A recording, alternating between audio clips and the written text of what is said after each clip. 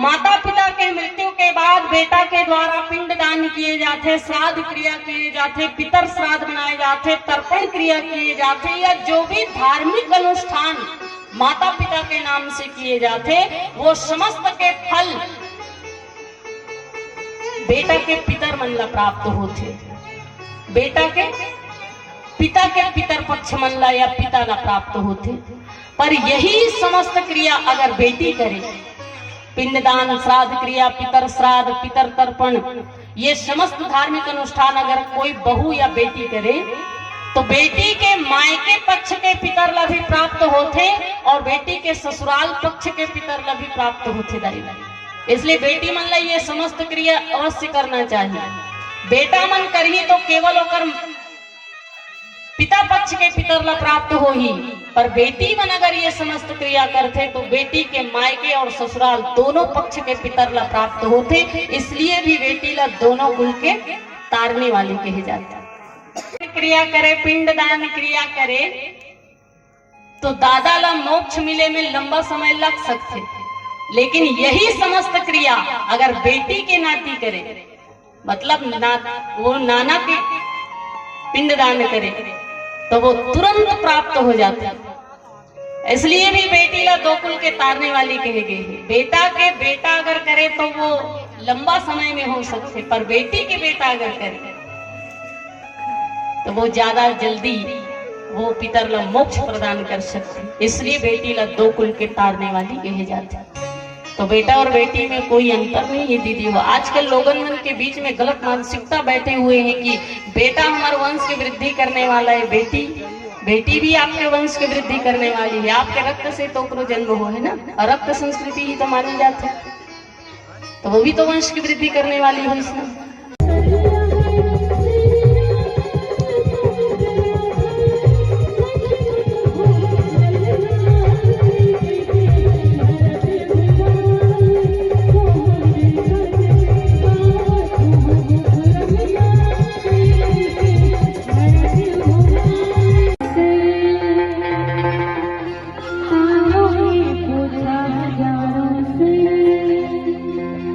सबसे प्यारा कौन है?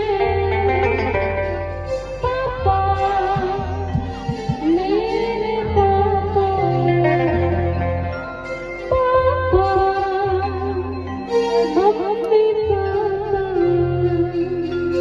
चंदा ने पूछा हजारों से, तारा ने पूछा हजारों से, चंदा ने पूछा हजारों से,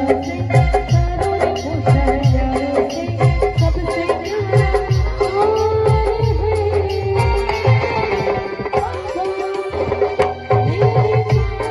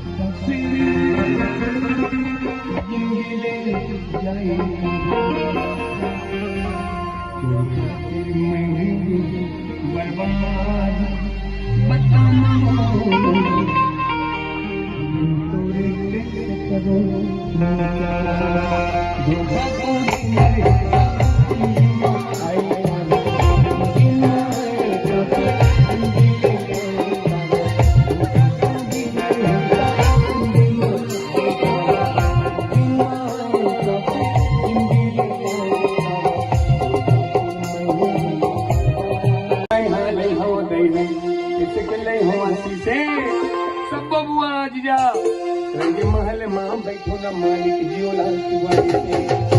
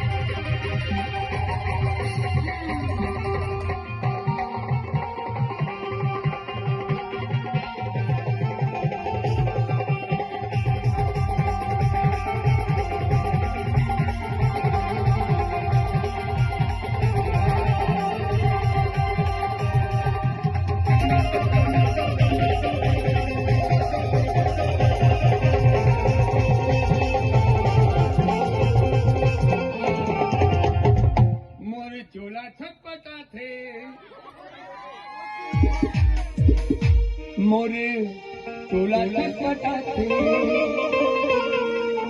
चंपा चमेली